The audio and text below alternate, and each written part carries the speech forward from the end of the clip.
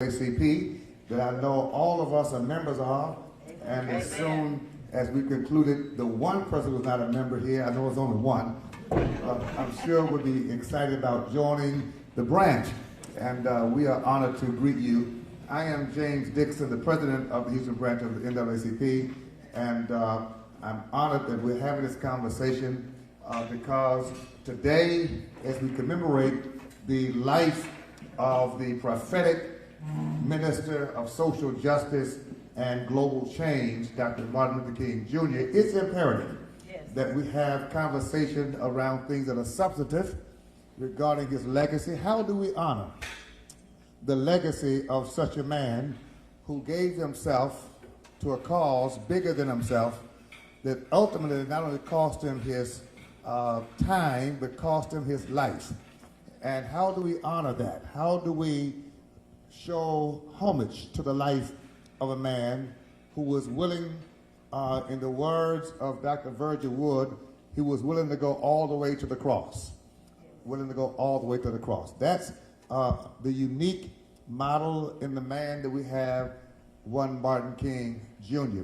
To that end, we're going to have a robust conversation this evening, and we will have space for audience interaction. And so as you're listening, if you have a question or a comment, please prepare to give that concisely upon the due time. But do know that we appreciate so much your very presence here on today. There will be other people joining us. Congresswoman Sheila Jackson-Lee will join us soon. When she comes, we're going to welcome and honor her as she deserves to be honored. Of course, our County Commissioner of Precinct 1, Harris County Precinct 1, just came by to show his support. He is on his way to the airport, but he deviated and said, I've got to stop by just to say he is in support of us having a robust conversation. And others will drop in as well. I may have sent his greetings. I spoke with him just earlier this afternoon. Obviously, he has had a full weekend, and we encouraged him to do what he should be doing. I hope is getting some rest because that job is 9 days a week. It absolutely is 9 days a week. I want to ask us to begin with a word of prayer. If you would just bow your heads right where you are.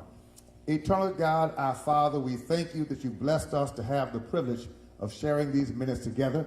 We ask that your presence with us will be profound and prevailing, and that ultimately our conversation will be inspired by your spirit, the same spirit that Dr. King embodied and that empowered him and fueled him to serve you in the way that he did, that made life better for all of us.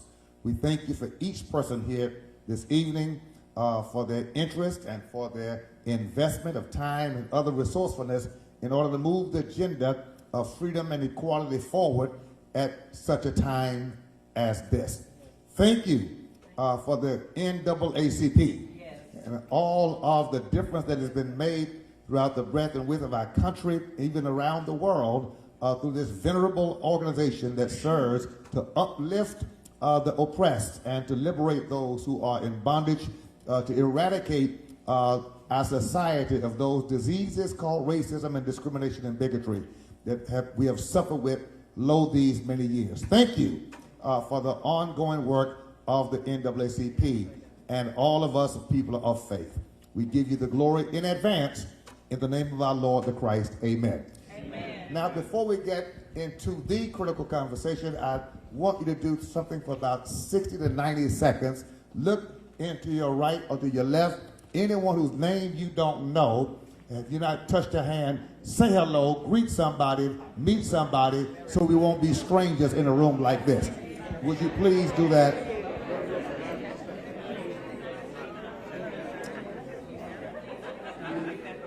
You might have to get up out of your chair to do it. You might have to stand up.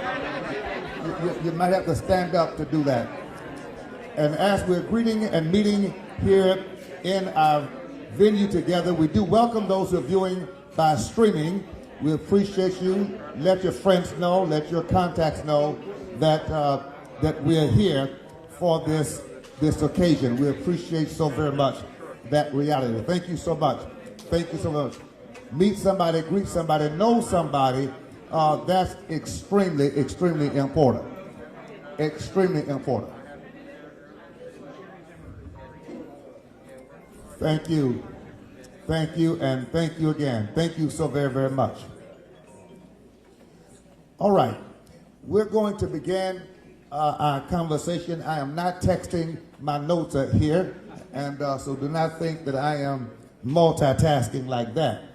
But I am utilizing this device as best I can for just some reminders. When you think of the life of Dr. Martin Luther King Jr.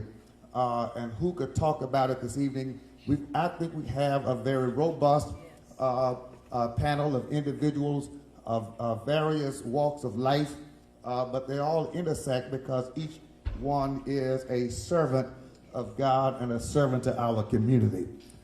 We will be introducing them in just a moment, but they will introduce themselves much better than I am able. I can promise you that. We live in a day of enormous need for the kind of servant leadership that goes beyond that which most people are willing to do. The fact of the matter is, everybody loves the conversation of Martin Luther King Jr. You can go to almost every state in our union, and that is a celebration, in almost every city, right? And whether you are in the suburbs or in the hood, whether you are in the rich part of town or the poor side of town, people are saying something about Dr. Martin Luther King Jr., right? And it's interesting to me that people have the same conversation about the same man, but the conversations can be so different.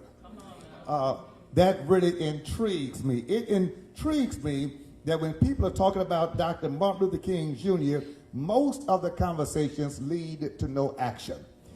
And I am of the conviction and the opinion that if there is a celebration directed towards Dr. King's name and legacy, you understand, it's activity without activism, that suggests to me that the sanitized version of Dr. King has become too pervasive in our community, to the very point that the discussion of Dr. King does not ignite us to do something disruptive. I would like to suggest tonight that the prophetic voice of Dr. King was a disruption to America, a disruption to America. And had it not been a disruption, I think Dr. King would be 94 years old today. But because he was such a disruptor,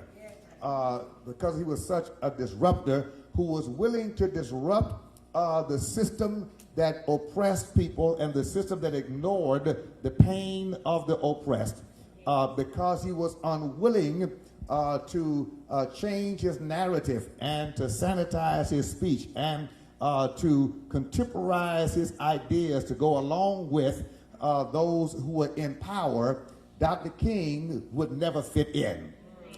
And so tonight, as we think about the service, the sacrificial service of this servant leader, we've come now to 2023. In 2023, the disparities that exist today in our communities across this country still suggest that there is need for definite change.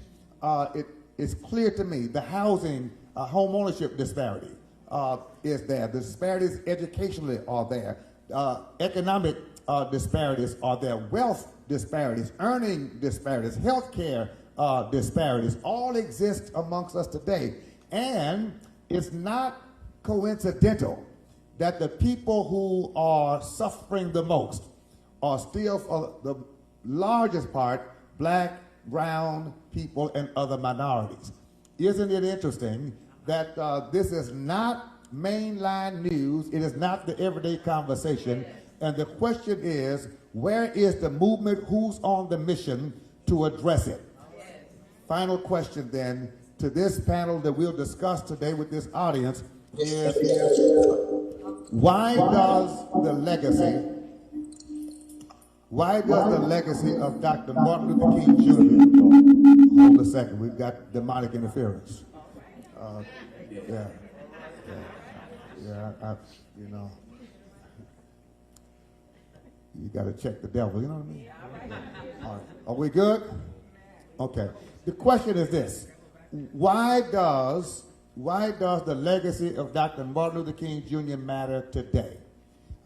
And what can we do today to honor his legacy through our service to the community? Let me begin to my extreme right with Ms. Sasha Leggett. Sasha, tell us a little bit quickly about who you are, and then we'll get into your response to the question. Good evening, everyone. My name is Sasha Leggett. I am the Executive Director and Co-Founder for Pure Justice. We're a nonprofit grassroots organization that focuses on organizing and advocacy around criminal justice reform, creating economic opportunities and achieving economic justice, as well as combating racial injustices here in Harris County area. So when it comes to this question, why does the legacy of Dr. Martin Luther King Jr. matter today? Oh my goodness. Okay, why does it matter today to someone like me? It matters tremendously because we're still fighting a lot of the same things that he set out to, combat. And that's amazing that we're still doing the same things, fighting the same issues. But we also know that power does not concede power without a fight. And that's why Pure Justice exists. We understand that community organizing is powerful. Dr. Martin Luther King was a community organizer. He was phenomenal at it. And we also know that when you have and build collective power, you have the strength to demand the change that you need and that you deserve. And we shouldn't have to fight so hard because we should all be equal, but we're not. And so that means we can't give up. We have to continue to do this work. Thank you so very much. State Representative Ron Reynolds, Chairman of the Legislative Black Caucus of Texas, tell us why this question is relevant. How do we honor the legacy of Dr. King, and why is preserving his legacy such a necessity at a time like this? Well, what a great question. And very quickly, I want to thank you, Bishop, for being a drum major for justice. You truly are the embodiment of Dr. King's spirit with your leadership throughout this city, throughout this state, and throughout this country. So give it up for Bishop James Dixon. Thank you, thank you. So Dr. King was a catalyst for change. He really was a Moses of his generation. He really led our people through a tumultuous time that he risked his life every time he went out. He sacrificed his family. He did everything he could, using what God gave him to help eradicate discrimination. He really fought hard against racial suppression. He fought to end Jim Crow. He made tremendous strides. We all stand on his shoulders today. I, for one, will admit that I wouldn't be a state representative if it had not been for the sacrifices that he made for our freedoms. He fought and was able to help get the Voting Rights Act of 1965 passed. And when I think about 2023, why is it still relevant? It's because states like Texas are doing everything they can to reverse and put us back in Jim Crow 2.0. It's still relevant because we have not fulfilled Dr. King's dream that he envisioned of his children, our generation. This is 2023, and we still don't live in a society where children are judged by the content of their character. They're judged by the color of their skin. We see that in disparity after disparity, criminal justice, housing. There's no reason why black women in Texas lead in maternal deaths. There's no reason why we still lead in unemployment, in incarceration, longer sentences, police brutality. You can go on and on. So it's still relevant in 2023 that we continue to press on and fight for racial equality and fight against the system of oppression that so many minorities face, even in 2023. So I'll finally say many people thought with the election of Obama in 2008, maybe we had reached that point. Perhaps we were living in a post-racial America. And we saw, in many regards, it was worse because there were some people that were enraged that how dare we get a black president. And so we have a long way to go to fulfill Dr. King's dream, but it's incumbent upon us to not just, as Bishop Dixon said, to have these conversations, but to move them to action. Thank you. Thank you. Awesome. Let me just, on to my immediate left here, Tanisha Manning, engaged voter. All right. Tell us about your organization, and then tell us why you're here and why this discussion about Dr. King is relevant to your core mission. Good evening. I'm Tanisha Manning. I am the founder and executive director of Engaged Voters. It is a fairly budding nonprofit organization that is committed to ballot education. We have a lot of beautiful orgs that register voters right, but we are missing that gap that teach young black African American, young black voters what is on that ballot. And then we miss the opportunity to engage those voters after the election. Do you know how to speak to your state representative about issues that matter to you? So I developed this organization to really develop young black voters and to engage voters. Don't just vote. Know what it is that you're voting for on the ballot. So we had a time for the midterm because it was the longest ballot in the country. And then engaging afterwards, we're launching an organizing institute. So, Wait, before you get to the question answered, will y'all give her a hand for that? I mean, really, for real, that's rock star stuff.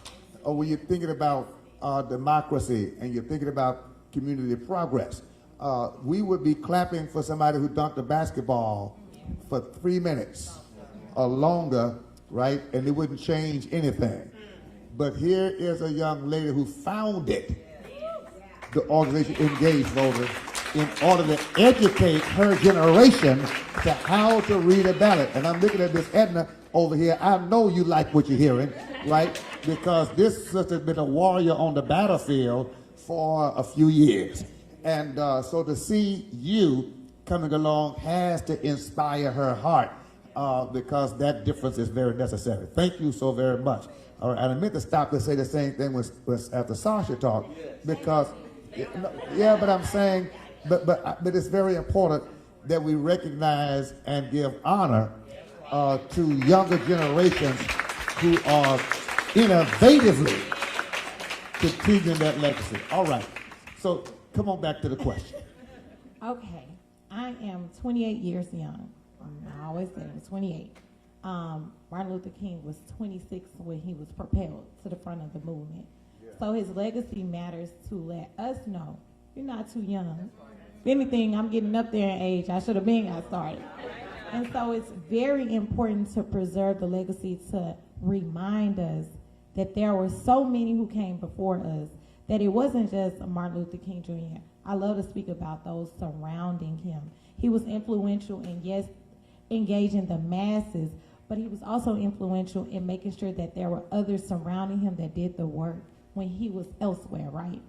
And so it's important to preserve his legacy so that we can know that the work that he started is not yet done, and it's up to us to pick up that baton and to keep the work, to keep being committed to it.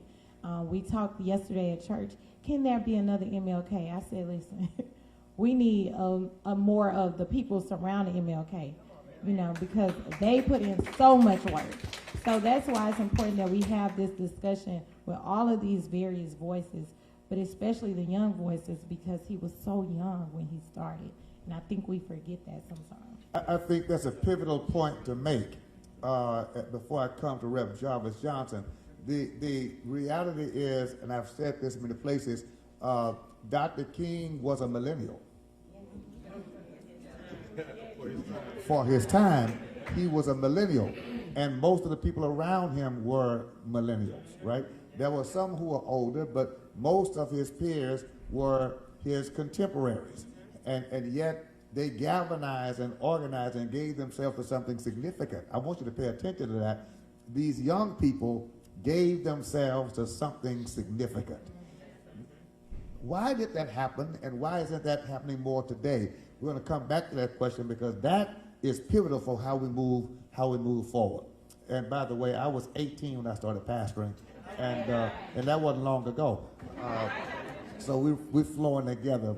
Yeah, we're flowing together. Representative Jarvis Johnson, I've known you all of your life almost, and probably all of it. And but you're here today, state representative. You are a leading voice in the Texas legislature and respected voice around the nation. You represent this particular district here, 139 in the 4-4. And I want you to greet our audience, but also dive right into why we must have this discussion at a deeper level than a celebration. Absolutely, absolutely. Well, good evening to everyone, and thank you for being here. This is a very important conversation. I absolutely have to thank Bishop Dixon for having this type of conversation, and so it's very important. So welcome to the 4-4, welcome to District 139. I grew up in this community. I've lived right behind the church all my life, and so it's I've seen it grow, and so I'm excited about what the horizons have. But when it comes to Martin Luther King, the reason why it's important that we keep having these conversations is because what we have allowed, when I say us, we have allowed media to dictate to us what and who Martin Luther King was. So we started focusing only on, and when I say we, the media started only focusing on what Dr. King had to say when it came to let's keep striving for equality and nonviolence. But his conversation and his role in the movement changed a lot. I think one thing that we got away from the very start was how we fought against injustice. How we fought against injustice when Dr. King first started, if you remember, was the Montgomery bus boycott. Brought that entire city to their knees. And then they changed their tune. Well, the media said, no, we can't let them get a hold of that. Because if we get a hold of that, now we're changing the trajectory of who we are and how we truly fight for what embodies Dr. King, and that is equality. Because we're going to demand that, because when Dr. King died, he started talking about, where's all that land that y'all promised us? I'm not here to talk about all, I'm talking about, as you continue to talk about us being lazy and pulling ourselves up by our own bootstrap, Dr. King said, how am I going to pull myself up by a bootstrap that I don't even have? And the fact that you're saying that I'm with my hand out, when yet America gave away millions of acres of land to European settlers while leaving slaves out, while leaving us without the ability to go to the bank and get land, because we understand home ownership is the only true way in which you create generational wealth. But they stopped us from that. They killed that conversation from Dr. King because they didn't want us to hear that conversation. And so why it's important today is to continue to have these conversations, because we have an imagery problem. That's our problem, period.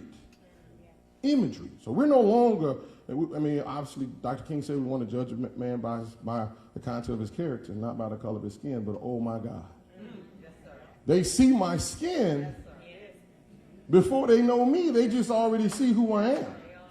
So they've already made in their minds, because television told them who I was. Because when you guys are looking at television these days and it's not registering you, you're not seeing a whole black family on television. Please don't pick out the onesie and twos. What about black issue? No. Look at overall. They won't let us have a whole family. So they're going to make sure the black man is absent. They're going to make sure that the black family is torn apart. So we got to keep having conversations about fighting for equality without getting to the crux of who we truly are. And so right now, this conversation is important because we have to get to what Dr. King truly embodied and where we were supposed to be going, and unfortunately where we are today. There are a bunch of us that are out here making it, while the majority of us are not. And we're not understanding how to have Sankofa, and that is to reach back. We have to reach and pull. And so the sacrifice that all of our brothers and sisters in the 60s made, I'm not going to say it goes for naught because I ain't got to sit in the back of the bus. I'm not going to say it goes for naught because I don't have to, drink from a nasty water fountain. It's not going for naught because we have some progression. But today we got movement, and movement does not equal progress. It's just moving around. It's time to move forward. And so I'm going to stay with, we have to change images. That's why, as a black man, a police officer sees me as a threat when you can have a kid over here with a whole fully automatic weapon, and he will not be killed, he will not be shot at, he will be talked down while I'm simply standing there with my hands up and I get shot. Why? Imagery. It goes to maternal mortality, it goes to health care, it goes to education, it goes to everything. They think our skin is still too thick. That's why they can't, the needles don't go in all the way. So that's why maternal mortality is so big. I can go on. Thank you, sir. I'll keep going. As we think about the message of Dr. King and the mission of Dr. King, and I know that we talk a lot, and we should, about the public accommodations issue. That was huge then, right? Can you stay in a hotel? Can you eat in a restaurant? Can you shop in a store? Can you live in a certain neighborhood? It was public accommodations. Can you drink from a certain water fountain? Can your kids swim in the same swimming pools? Can you attend the same amusement park? Those public accommodation issues. Now, we're not dealing so much with public accommodation issues today, but what we're dealing with, and Dr. King's message and mission was deeper than that, obviously, Representative Reynolds. We talk about Dr. King as a disruptor because he challenged public policy, right? He challenged public policy because he understood that poverty was perpetuated by public policy. And when you combine public policy, discriminatory public policy, with corporatism and business practice that create scenarios that produce generational and cyclical poverty, that's where Dr. King's message really was as a disruptor. Why is it that we don't hear that much disruption today in 2023? With all of the disparities that we read about, we know about, and can talk about, is there a need for disruption? And if so, why isn't there more? Rep? Well, absolutely there's a need. And one of the reasons, I'm going to be very transparent, one of the reasons is because you have too many politicians and not enough public servants. You have too many people that are beholden to special interests, that are beholden to the lobbyists and the campaign contributions, that forget about the people in the communities that elected them.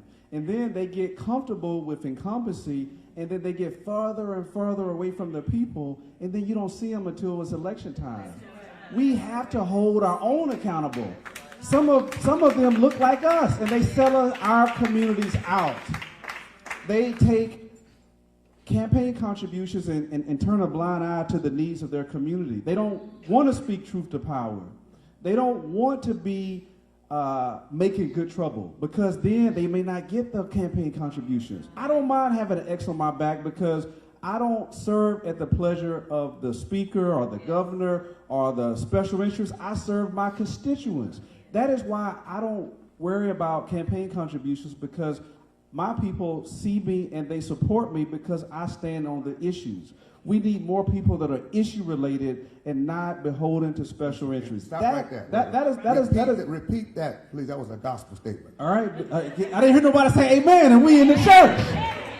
We need more people, more elected officials, more public servants that are truly serving the interests of the people, the issues of the people, and not the special interests. That's the problem right now. Can we write that down? I mean, that's one place you got to take that with you, that when we evaluate public officials, we have to evaluate and analyze how beholden they are to special interests. We need more agitators. We need more agitators, right, in elected office.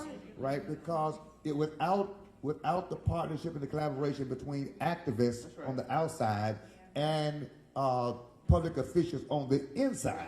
Standing on the front lines with the NAACP and Pure Justice and this organization, not being afraid to be seen with the Nation of Islam or other groups that are doing the work in the community.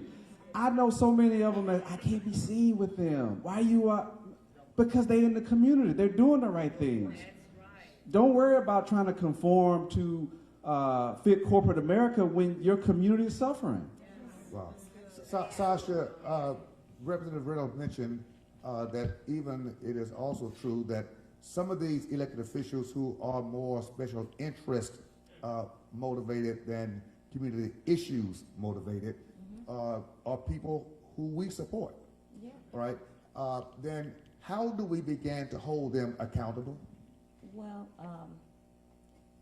so I think it depends on the we support, because our organization is very clear about what our demands are. We're very much focused on the issues of the community, and when we talk to people, and if I come to you as an elected official and say, hey, this community is suffering with this issue, a policy issue, a discriminatory issue, and you're like, you're not for us, and You might look like us. you might look like us, but you are not for us. And I just want to just take the privilege to commend Representative Reynolds, because he stands with us at all times. There's never a time that we call on him that he doesn't show up. And I know this is a very busy person, but he's on the right side of things. When we bring an issue to him, if I say, hey, Representative Reynolds, we went to over 300 apartment complexes in the city of Houston who say they will not rent to somebody who has a criminal record despite the time and length of their criminal history. And we have 15,000 people coming to Harris County from TDCJ. They're going to wind up homeless. This is a policy problem. And we need to address that kind of a policy problem, because over 50% of the homeless population in Harris County are African American. Right. And we need to do something about that. And if I bring that to the attention of Representative Reynolds, he's going to want to sit down and talk about how we deal with it. I think it's important that we really focus on this, because individuals who are policymakers will be influenced either by special interest or by those people who are suffering with the issues. That's right. Right? That's right. And let's be clear that special interests have lobbyists. Yes. They are able to pay big dollars to lobby for their own concerns. And the truth of the matter is, as I'm sitting there thinking about this, we often are not in the conversation. That's right. Right? We're at home, we're at work, we're feeding the kids, walking the dog, and special interest has invested in the mechanisms to push their policies. Every legislative session, both state and federal, and of course local, always investing in that while we're preoccupied, right? So we really need to discuss how we engage that and how we begin to have critical conversations on the front end and while the sessions are going on. I'll say this, and I'm coming to you, Tanisha, for response, because if we don't impact elected officials with our influence, for example, let me ask this of Representative Johnson first. I'm going to come back to you. Have you ever seen a lobbyist in Austin funded by a collective group of faith-based organizations from our community? From our community? From our community. Oh, yeah, no, from our community. From the other side. Okay.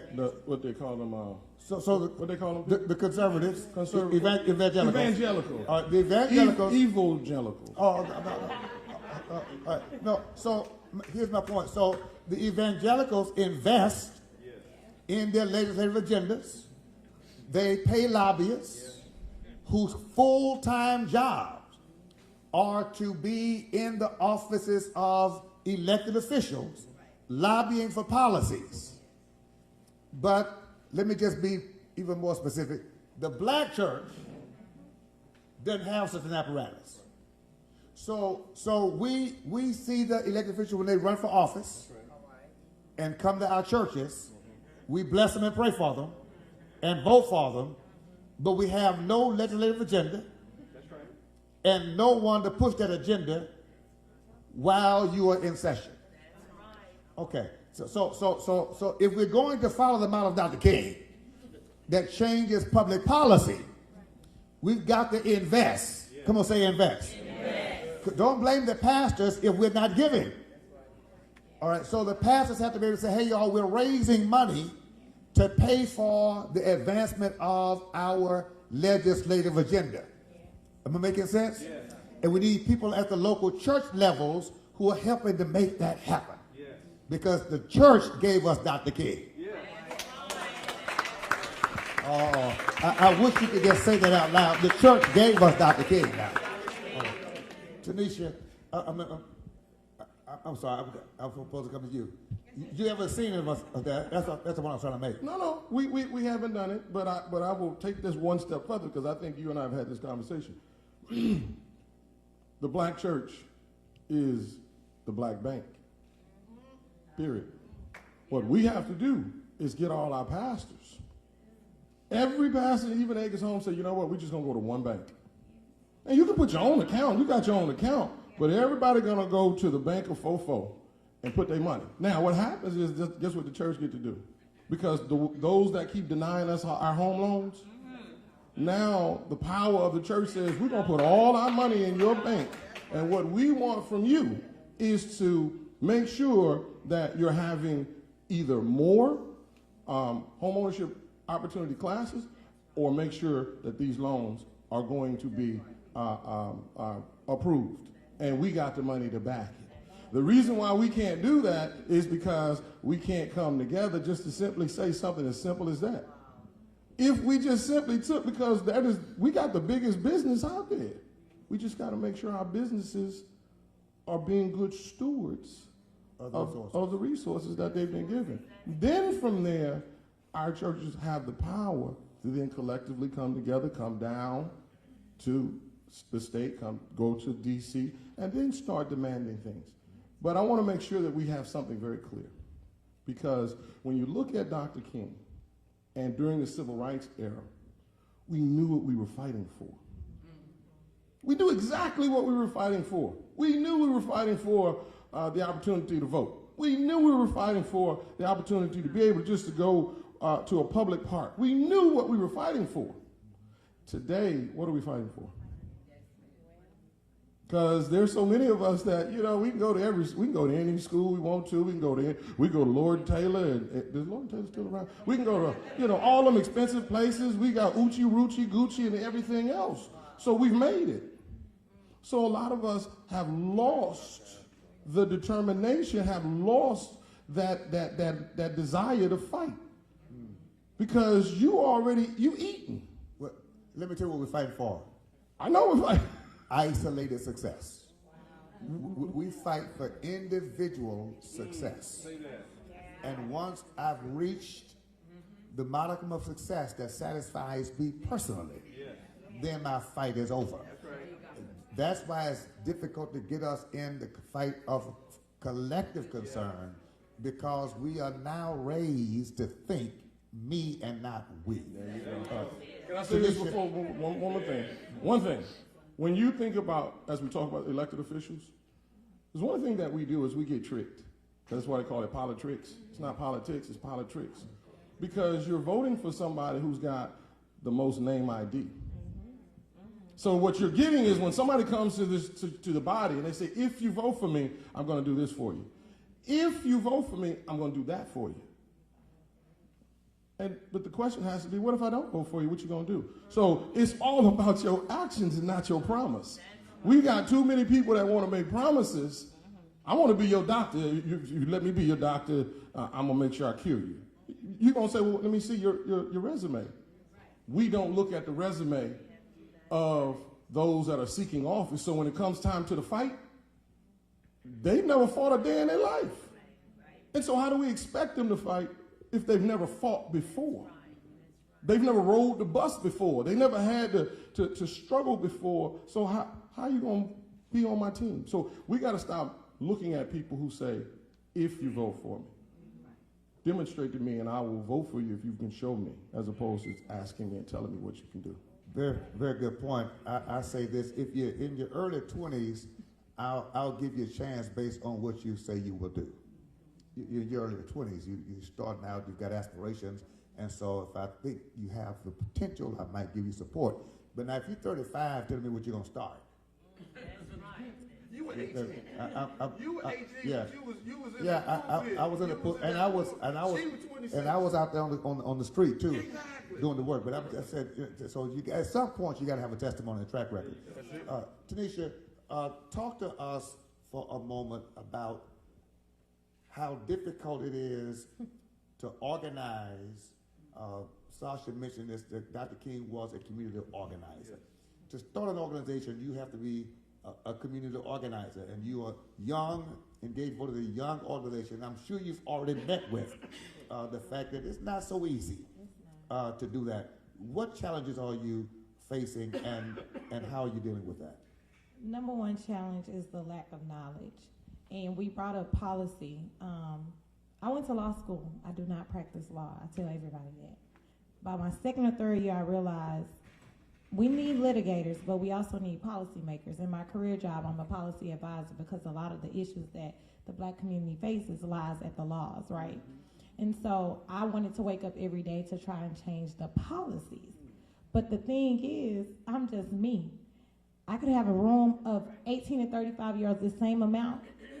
They couldn't even understand, first of all, what is a policy, right? There's a lack of knowledge in my generation and beyond, because throughout the midterm campaign, I was meeting even older individuals who didn't realize what policies were attached to certain officials on those ballots. So the number one issue is me having to go back through what we should have learned in school, the structure of government, the issues and the authority that certain positions have, and how those two tie together. Number one issue. I can't even get you to register to vote because I have to explain to you how this is impacting you. So that's the first thing. Second thing, we don't understand the power in our votes. Elected officials know exactly how much power the voters have, especially the black voters. The issue is that black voters do not know how much power they have. So everything that elected officials do, they can get away with it because they know, especially those that don't look like us, they know, well, we ain't got to worry about them because they're not going to show up. I cannot wait to the day, because it will happen, where I have a group, about 50 engaged voters, young black ones, with these shirts on, to come into an elected official's office and say, these are the policy issues that we have, and we know that you are on the ballot, and here's what we're going to do. If I don't vote for you, like you said, instead of, what are you going to do if we vote for you? No, we're telling you, you have 50 votes sitting right here. If you do not agree to this, then we will gladly take our 50 votes elsewhere.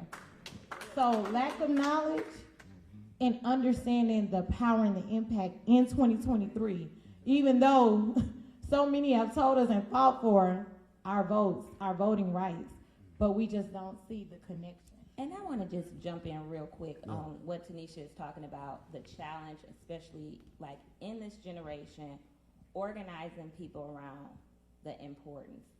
And social media has tremendous influence. We are combating people on YouTube and people on TikTok telling generations, younger generations, that their votes don't count, that their votes don't matter, that nothing is going to happen and nothing is going to change, because those individuals truly feel like that because they haven't seen enough change. And so when they're saying it, we're fighting an uphill battle to combat that, because people are attached to their phones all the time. And so we're trying to say, no, that's not true. That's not true. And it's not enough of us saying that that's not true. We have to ramp that up, because it is very difficult in this time of misinformation and access to so many people via social media. So I just wanted to go ahead and share that part too. It's very hard. Very hard, very difficult. And I think that we've got to really appreciate the fact that in 2023, the John Lewis Voting Rights Act has not been passed. That's right. When the Congresswoman comes, she'll talk about that on the federal level.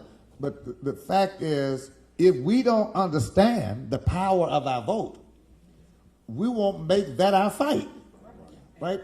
And why aren't we organizing right now thousands and thousands of African Americans from around the country to go to Washington, D.C.? And that's what my mindset is now, that there's going to be activism, not just activities. And so as I think about the session that's coming up now, not just in the state, but at the federal level, right? That bill is still there. Yes. We need to be, and I want to know, will you all help organize so that we can take thousands of people like us in this room? That's right. What's interesting to me is that the insurrectionists were not lacking support. Y'all won't say amen now. I said the insurrectionists on January 6th, when they stormed the nation's capital, they were not lacking support.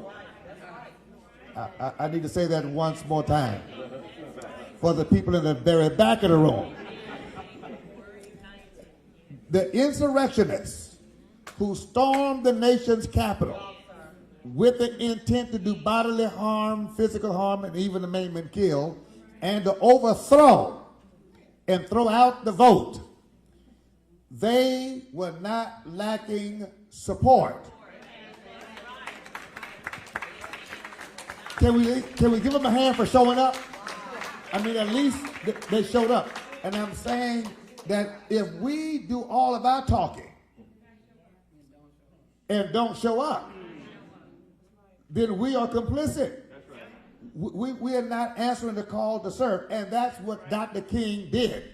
Dr. King and his contemporaries and his supporters organized and showed up. And what I heard Tanisha say earlier, and she's wise at 28 years old, she said the question is not how many of us can become Dr. King, but how many of us can work with somebody and you not be the Dr. King.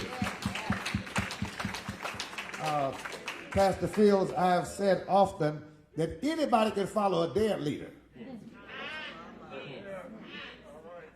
because you don't have to go anywhere, right? But can you follow leadership in your time who dares to lead in a way that brings about real change and substantive? I get passionate about this because as we sit here tonight talking about Dr. Martin Luther King Jr. and his legacy, how to honor it, how to honor it. You're registering people to vote and educating them to vote. Sasha is a policy person by profession. She's a policy expert and a lawyer, right? So these are educated young sisters who are giving their time to a nonprofit movement. You ought to give them a hand for that, just by itself. The representative mentioned that we all now can wear what we want to wear, the fashion, the Gucci and the Rucci and all the stuff, all of that. But often we're all flash with no cash. You understand that too, right? But individual and isolated success does not lift all of us. What can we do to begin to now engage more of our present generation in the matter of educating them? And what can the church do? What can community organizations do together? The NAACP has voter registration, and we try to do education. But is it not necessary that we begin on a community level, city by city, to unite and organize ourselves so it's not the NAACP over here, Pure Justice over here, That's right. and engaged voters over here, and the Urban League over there in competition. But the need for collective coalition building so that we can embrace an agenda that is clear, and our actions now involve a mass moving in the same direction. Is that not essential, Representative Reynolds? Absolutely. Each and every one of us, I think, must answer the call that Dr. King said, where he said that life's most urgent and persistent question is, what are you doing for others? He didn't say, what are you doing for yourself? All of us, the individual, yeah, you got to help yourself, your family, but what are you doing for others? How are you paying it forward? How are you helping the next generation? We all stand on the shoulders. I heard Congresswoman Sheila Jackson-Lee said it every day that she stands super tall because she's standing on the shoulders. Every one of us. Nobody got up there by themselves, unless we never forget those sacrifices. So, Bishop, we have to all answer that question. How are we collectively working together to build our communities? If you made it out the hood, great. How are you reaching back, paying it forward? You know, that's the thing that I despise about Clarence Thomas the most. Thurgood Marshall paved the way, and he threw the ladder down. How are we picking up, and everyone has to hand the baton. I'm trying to pay it forward for the next generation. All of us have to do our part. We can't wait for the next Dr. King or Malcolm X or Barack Obama. All of us must be the change that we want to see. Every one of us has a responsibility. When we look in that mirror, what am I doing? How am I paying it forward? That's what we got to do.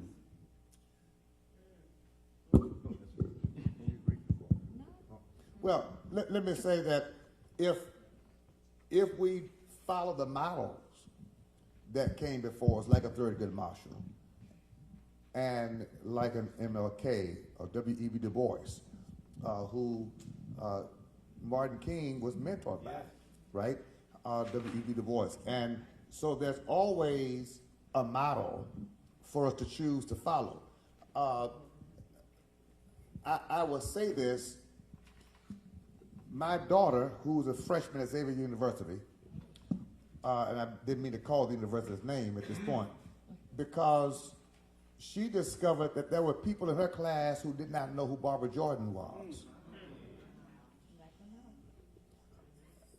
How do you end up at an HBCU, the caliber of that university, and you've been black all those years, raised in a black household with black relatives, and you don't know Barbara Jordan, and then was shocked to discover that some people did not know what the NAACP is.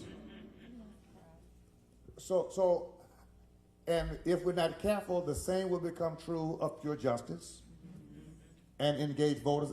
I promise you there's 1 million young adults out here today who are not paying attention to your social media messaging and to what you're putting out. How can we begin to take Dr. King and contemporize his message and his mission to the point that it becomes palatable and accessible to the generation that's so disconnected? Well, yesterday we had a young adults panel at church, and we said the anointing does not stop with a generation. The same thing, a movement does not stop with a generation. And the question that you initially asked about getting all these organizations together is such a multi-layered discussion that needs to be held. And I have it with my peers. We look at the NAACP and even the Urban League is like the foundation, right? And we're new. How do we come together and understand, yes, we have to stand on the foundation, but we have new methods, right, that can reach our generation.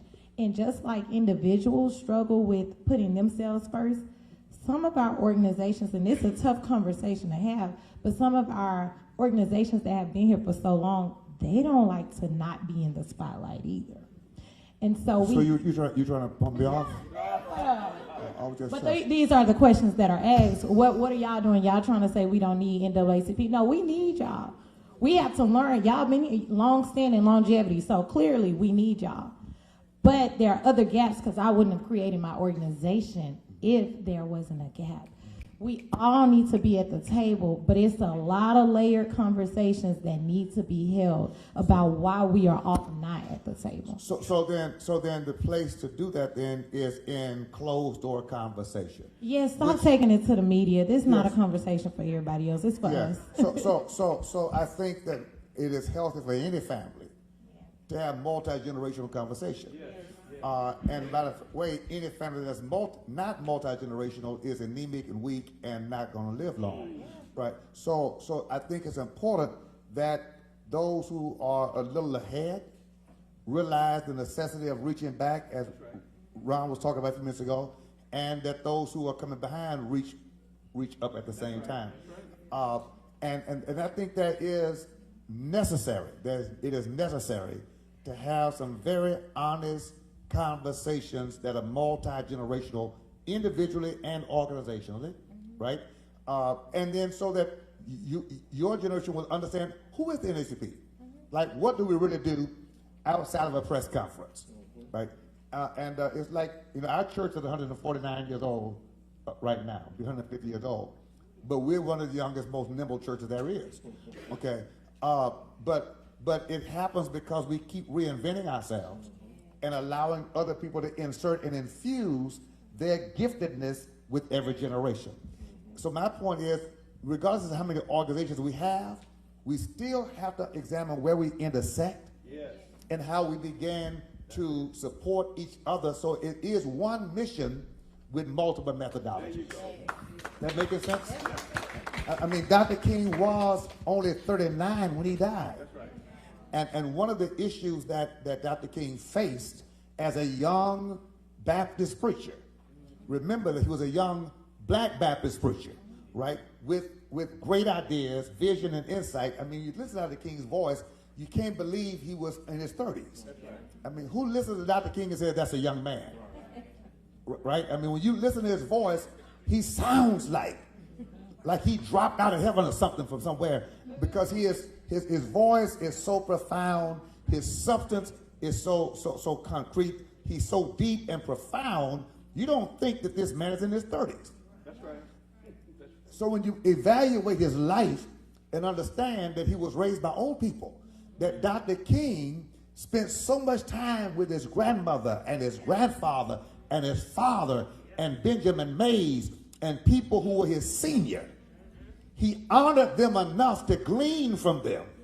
And then he translated what he got from them in the way of wisdom into a youthful energy and zest for organization. And that's why the National Baptist Convention USA put him out. Right? Because the power structure of that day was influencing the National Baptist USA at the top, and they resisted the young, radical, revolutionary mind of a prophetic Dr. King. And that's how the Progressive National Baptist Convention was founded, because King and Abbott and all that group had to leave USA and started a whole new Baptist movement. Right? So if we can now learn how to meet each other at the intersection of unification, to understand that we got a common history and a common destiny, and we can't make it by ourselves, then we value you at the table. And Bishop, can we just also promote not silencing our young people? Like, they feel silenced every time they want to bring an issue to the table, especially to some of the older generations. They are shut down. Can I make a They're suggestion? often shut down. Can I make a suggestion? Leave them alone. Look. But this is how we're talking about how to collaborate. I'm saying collaborate with older people who are open to collaborating with you. Okay, and there are those. I have to give you, but that's all it takes. My point is, that more. Yeah, but I'm saying, I'm saying your challenge is not new. Every new generation has had that same challenge since Jesus.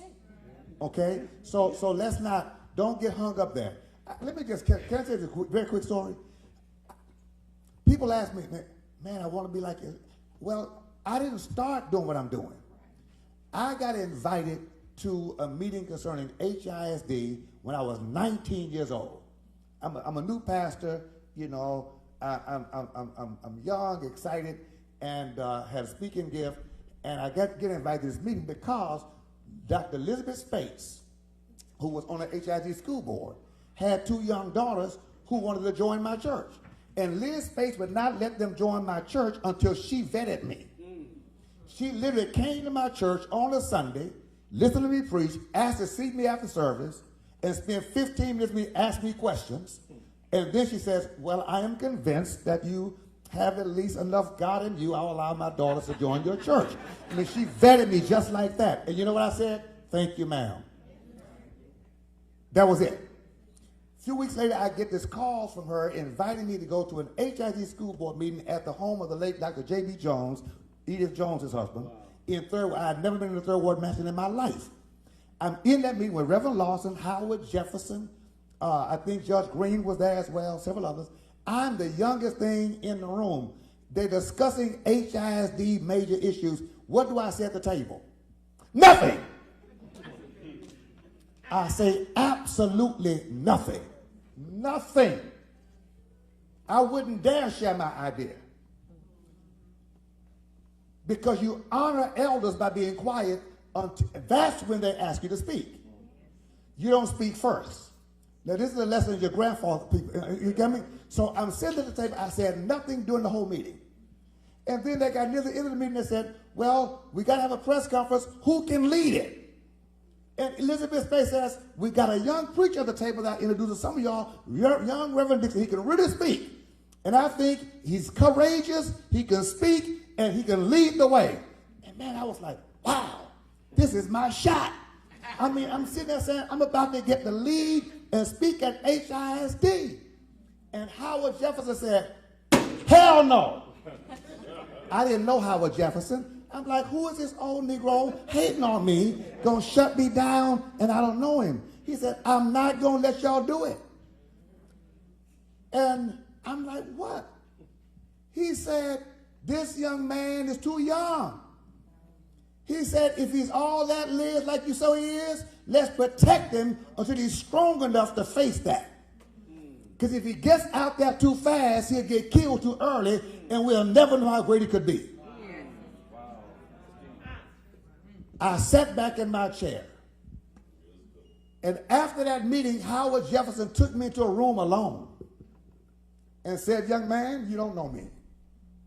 You probably think I was trying to kill you, but I was trying to save you. He said, now, if you trust me, let me give you my phone number, and I'll be your mentor. And that's how I developed it. I'm the president of the NAACP today because I listened to Howard Jefferson. That's how I met Reverend Lawson. That's how I met Liz. That's how my relationships grew in this city. And they transferred leadership to me progressively. Because you only make the transfer as an older person to somebody you trust. Not talent, but trust. So I'm saying I've been through those pains, and I'm saying there are a few older folk like Ron Reynolds, and Rodney Ellis. A few older folk, they're mentoring us along, and but they care enough to guide you and not stifle you and then push you. The first time I ever really led something, Reverend Lawson and Howard Jefferson and I met with an HIG superintendent. And in the meeting, near the end, the superintendent said, well, Reverend Lawson, I'll call you back with the report. Reverend Brother Jefferson, I'll give you an update. And both of them said, no, you won't. We are the present and the past. Reverend Dixon is the present and the future. Call him, and whatever he says, that's what we support. That's how I came into leadership, because that anointing can only be passed down legitimately. If it's illegitimately taken, it will never flourish. Dr. King was nurtured by his predecessors. Yes. What most people do, who knows the name Vernon Johns? I know the Congresswoman does, and she's probably solving Congress problems right now. Listen, Dr. Vernon Johns was Dr. King's predecessor. At what church? Dexter Avenue. You see? And Dexter Avenue put Vernon Johns out, voted him out because he was too radical. And when they called Dr. King, they thought they were getting a young upstart who they could control. But Dr. King was smart enough to do what? Consult with Vernon Johns in private. And Vernon Johns mentored Martin Luther King. He had a PhD, but he sat at the feet of his predecessor that had gotten voted out the church. If there was not a Vernon Johns, there would not be a Martin Luther King Jr. Somebody ought to give God some praise, because I'm trying to tell you how this stuff works. Wherever there's a Joshua, there's a Moses. And we need to become the the Joshua generation who understands that we learn from the Reverend Lawsons, and we learn from the Howard Jefferson, we learn from the Martin Luther Kings, we learn from that generation that did it, because they were the ones anointed enough to change the Voting Rights Act, to get public accommodations, to get the Fair Housing Act. How do you get all that on what they had to work with? I'm honored to be sitting next to you. That's why y'all at this. You know why y'all here, right? Yeah, you're here because you're already modeling the kind of integrity that the new generation of freedom fighters have to have, and that's why we're here. Our Congresswoman has joined us, and we're so excited that Congresswoman Sheila Jackson-Lee is with us tonight of the 18th Congressional District. And I'll say this about the Congresswoman: she's almost omnipresent. I'm serious. I think she has a special hookup with God that she can be more than one place at the same time. But she's always there delivering substantively on behalf of her constituents in the 18th Congressional District and around the nation. Now I want to say this, and I don't say this glibly so. Congresswoman Sheila Jackson-Lee could run for Congress in almost any other state anywhere. People look at her not as a district congresswoman, but as the nation's congresswoman. She's one of the few. Would y'all give her a hand tonight and welcome her presence with us? So, Congresswoman, thank you for joining us here on this evening. And I want to just ask you, if you'll jump right in, you are fighting at the federal level. Of course, wherever there's a fight for righteousness and justice, you show up there. But talk to us about why the Voting Rights Act, the John Lewis Voting Rights Act, and you loved and knew the congressman personally who fought for so long. You understood the battle. You understood his passion, and you gave it all you have, and you're still doing that. Why is it that in 2023, we're still wrestling with such basic and fundamental rights as voting?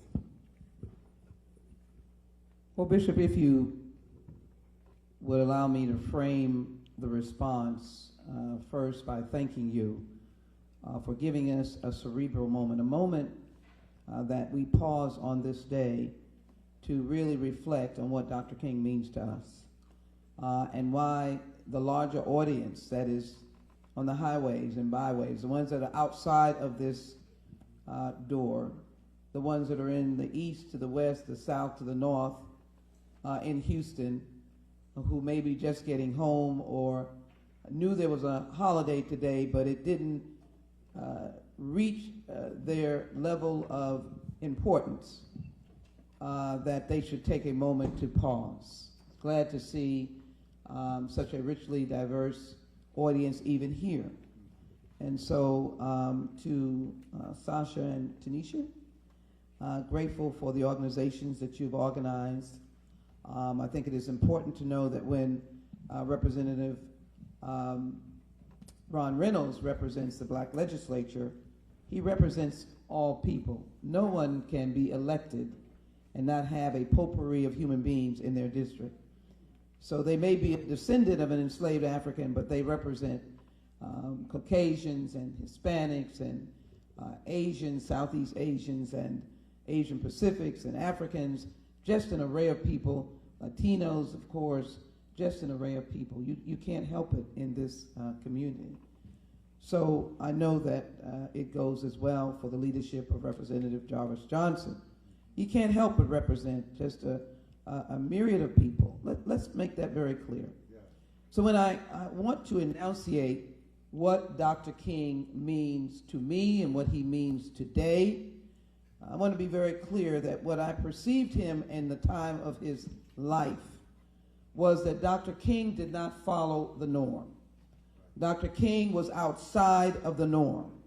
It is often said to elected officials, it's often said to appointed persons, it's often said to pastors, just stay within your lane. Just make sure you do what is expected of you. Just be a congresswoman that gets on a plane, flies from one place to the next, which is usually your district, and then to Washington, and that'll be enough. That'll be enough. So if an apartment complex in Humble, Texas has no water, that's really not what you need to be doing. If people are without the ability for testing and vaccines for those 2 years, well, that's not really what you are to be doing. You are to stay in your lane. Dr. King shocked the conscience of America primarily because he did not stay in his lane. The pastors, the national pastors in Birmingham, it was the Birmingham pastors, and it was as well, they drew upon the national clergy, gave him the letter while he was in jail and said, brother, you are not doing what a preacher does. Stay in your lane, go to a meeting when the folk downtown need it, and calm those in your churches like the folk downtown need you to do. We'll give you 1 or 2 victories that you can go back to the church with, but stay in your lane. No significant change would come. I think it is important for those who are not in this room to understand there is something valuable about not going in the norm. That is how Dr. King made leaps and bounds by not being in the norm. You would not have probably been as excited about his oratory genius if he did not translate those words into action. So what I take from him, and I'm a student of Dr. King. I have a young son by the name of Jason Cornelius Bennett Lee, and he is likewise, which makes a mom proud.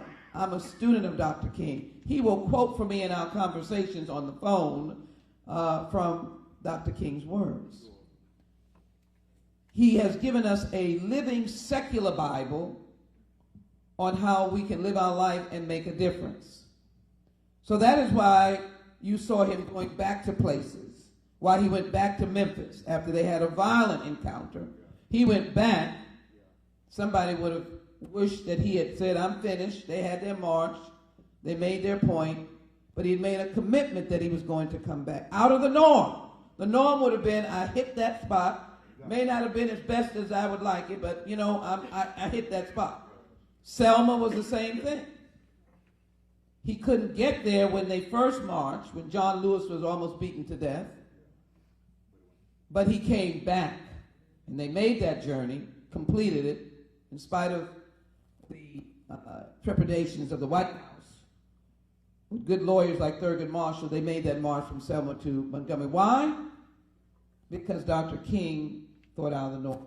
How does that translate to this very time in 2023? No matter what your walk of life,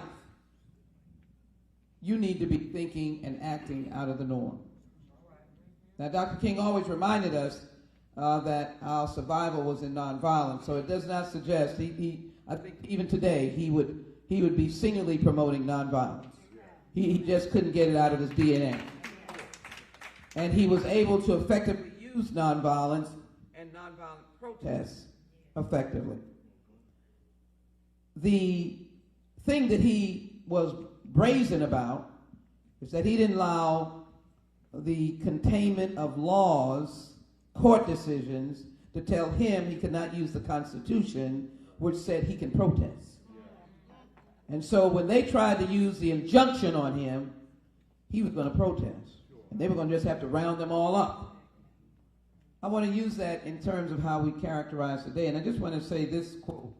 Again, just finding any one of his books, you will be immersed in some good stuff.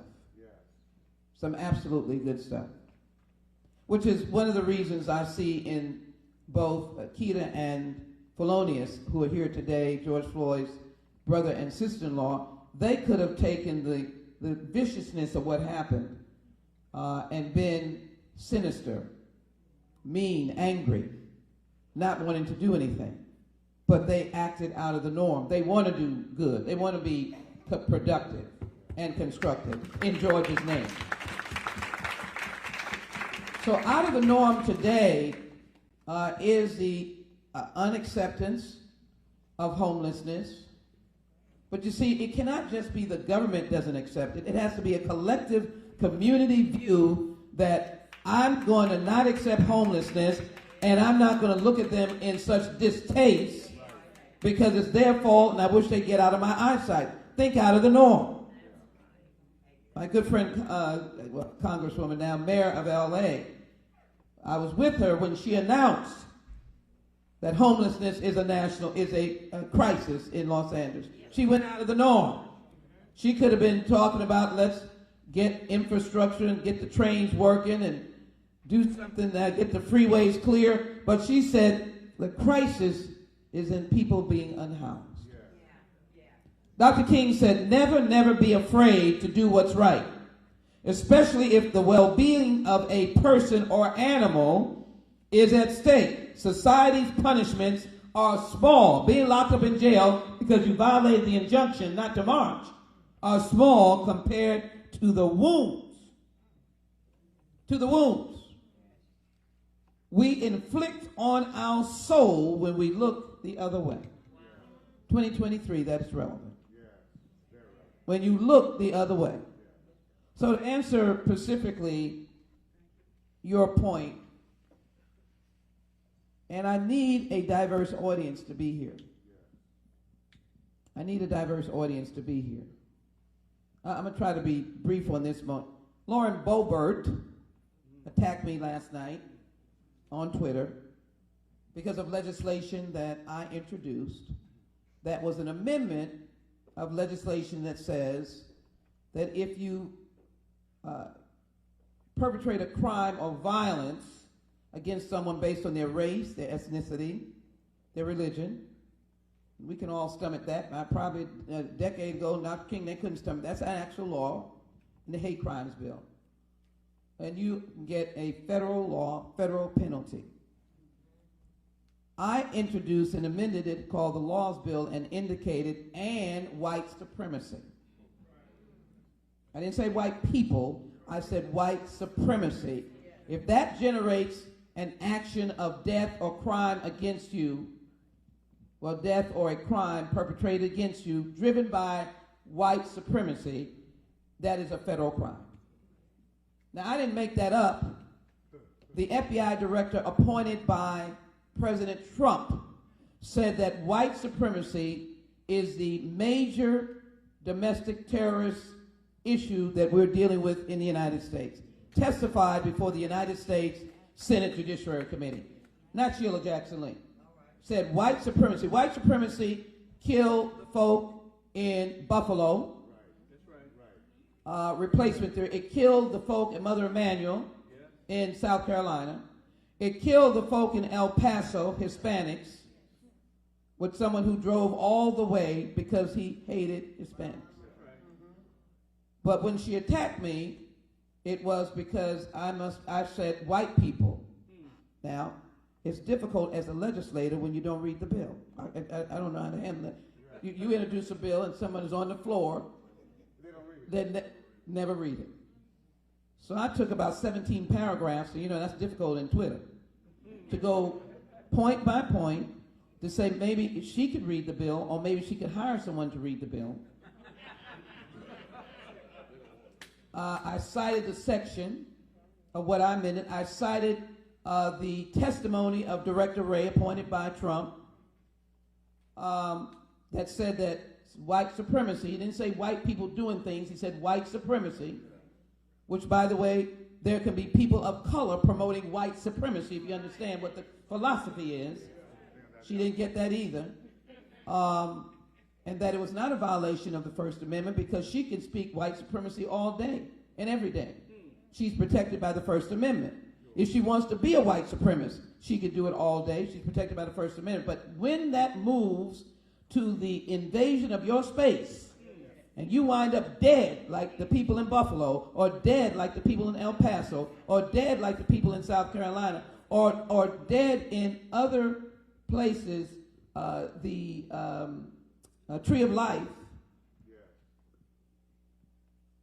synagogue in Pennsylvania, that was an immigration issue, then you have taken white supremacy, and I have either been injured or you lost my life. I just quickly do that point to say that you've got to realize that we need out of the norm people. We need these folk that are out of the norm. We need legislators to be out of the norm. So what happens is, I'm going to bring you to this, what happens is that the John Robert Lewis Voting Rights Act, that is no less complicated than the 1965, it is, the concept is not complicated. It is being made complicated because the Shelby case wrongly said that we didn't need it anymore. Y'all already finished. There's too many of you anyhow in office or running or voting. And so once you took it away, and Justice Ginsburg said, you don't take an umbrella away in a rainstorm, and just because you don't see polio, you don't stop getting the polio vaccine. But Justice Roberts and the majority would not get their mind to understand that we as a people are always being limited. And our brothers and sisters that don't look like us, they need to jump in to be able to say, no, the voting rights. So what the fight is on voting rights is that we don't have enough folk that are different jumping in and saying, give these folks voting rights, because when you give it to them, it really is, when I speak about voting rights on the floor of the House, I talk about everybody. I said everybody needs an unfettered right to vote. Everybody should not have lights going out, plugs not working, machines not working, intimidating you at the polls. And I'm not labeling anybody at the polls. They're doing the rules of the polls. I want to finish on one point, Bishop, as you stand. Body language, but I'm. You got it. You got the floor. I yield. And so the difficulty of getting the bill passed is that we can't get some of our allies to be us, or even to be the folk in the community. Because people crying out for voting rights looks like a mosaic. I don't want to be intimidated when I go to the polls, says an elderly person, or a disabled person, or a person that speaks a different language. Give me a break. I'm a U.S. citizen. Let me vote. One vote, one person.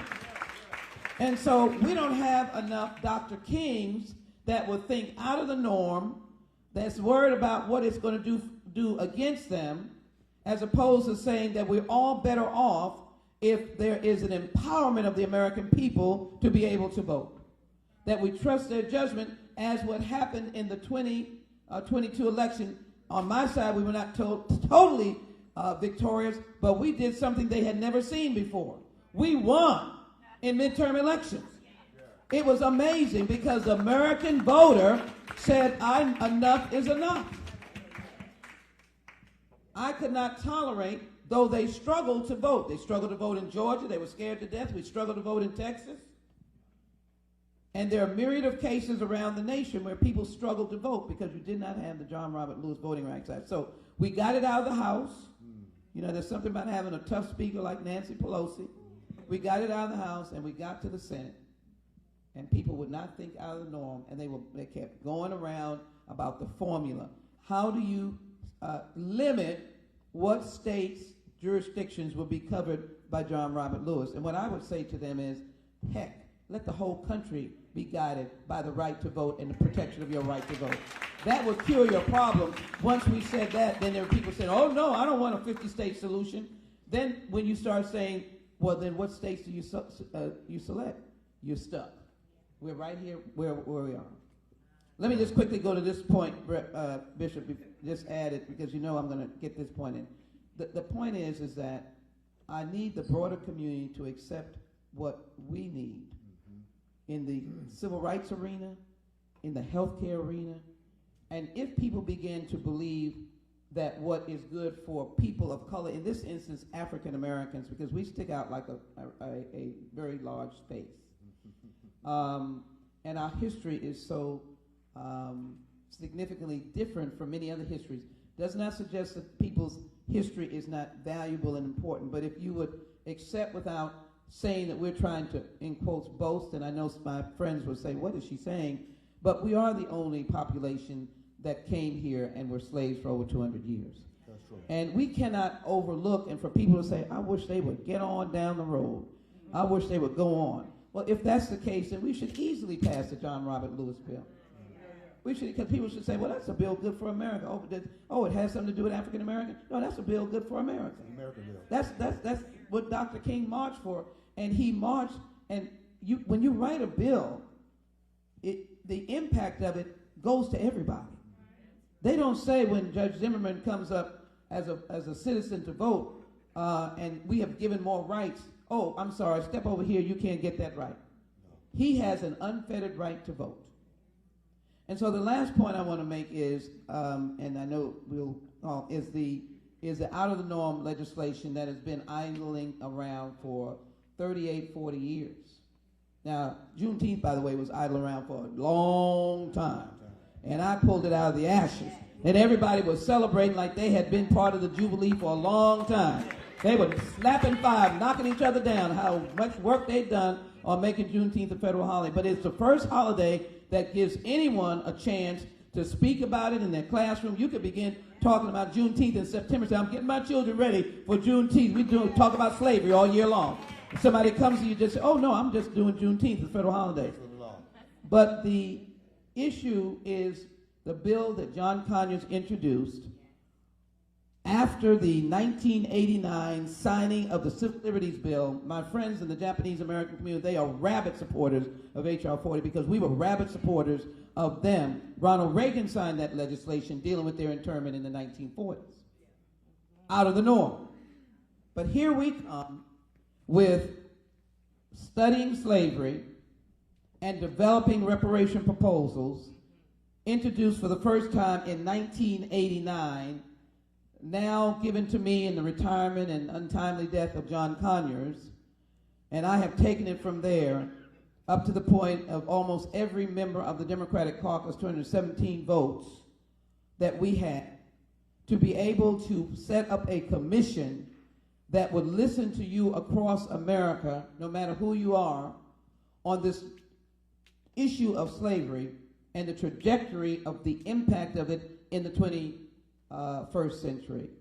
And the question is, can we think out of the norm? I mean, I cannot go to the litany of things that we've done, but can we think out of the norm to say that that is a reasonable place for us to be as Americans? Yes.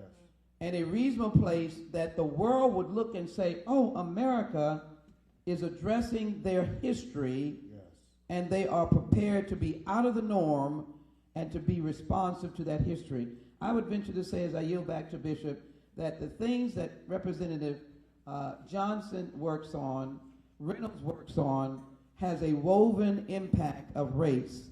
And when it has a woven impact of race, somebody is standing up and not happy with what they are doing because they are thinking race rather than thinking that this legislation can be applicable to all people and be good for all.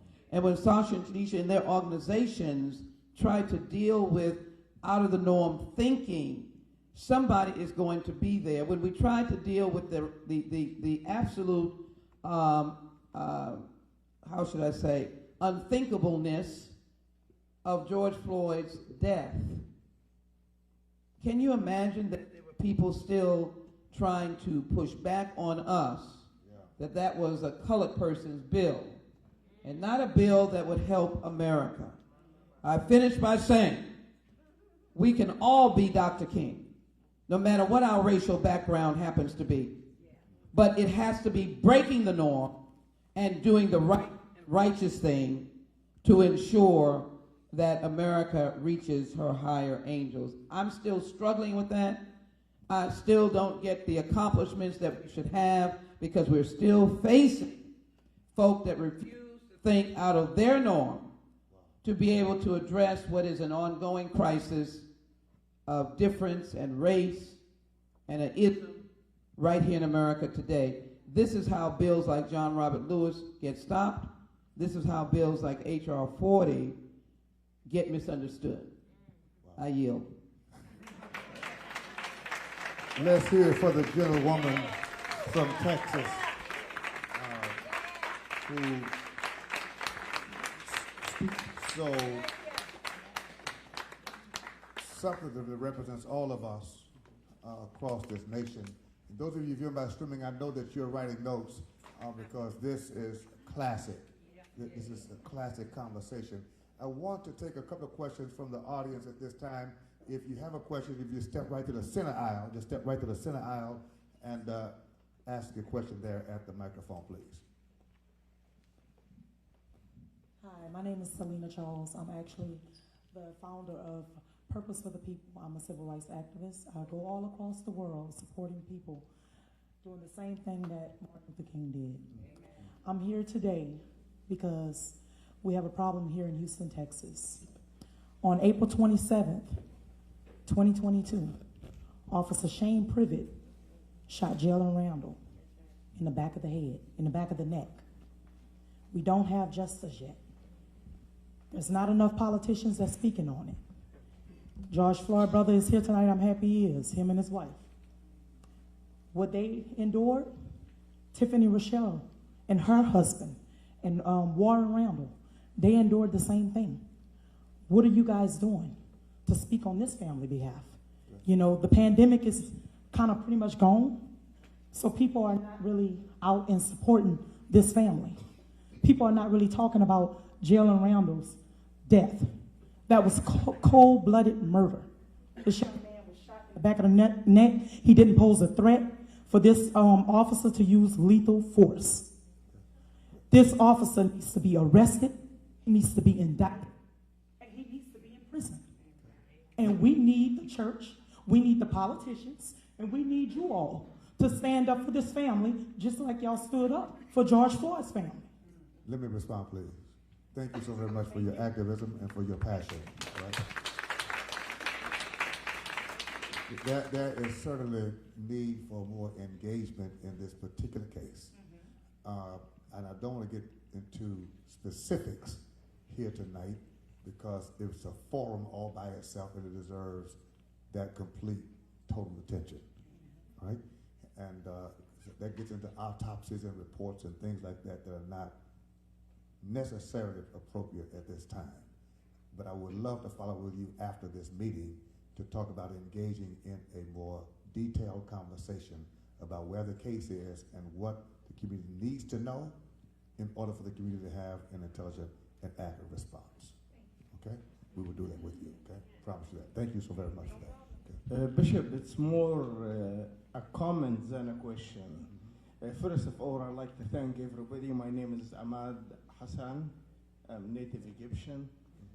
Proud to be American now. I mean, I just want to let you know that Martin Luther King is not a local hero. No. Martin Luther King was in Egypt. I know about it when I was first grader. We studied about him in the school. Then it's not only around the black communities, no.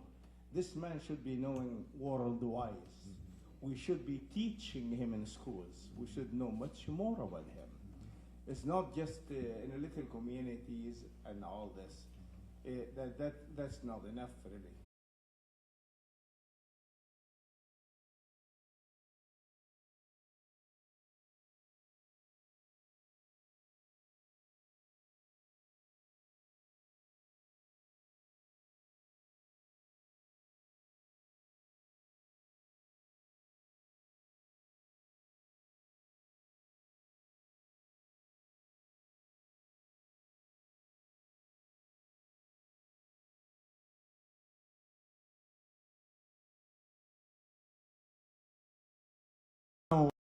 to win.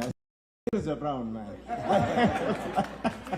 Thank you. God bless you all, and I'm willing to do dinner for 600 people at least on me free, in behalf of our Congresswoman and her supporters, at any time she chooses to, and I'm willing to Next do month. anything.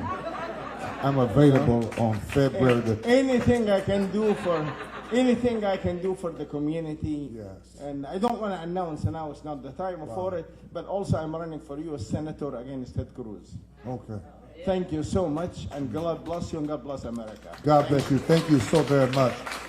And appreciate the fact that you spoke about the global context of Dr. King's influence and impact, because this country has not done enough in terms of honoring Dr. King as an American, not simply as a black man in America.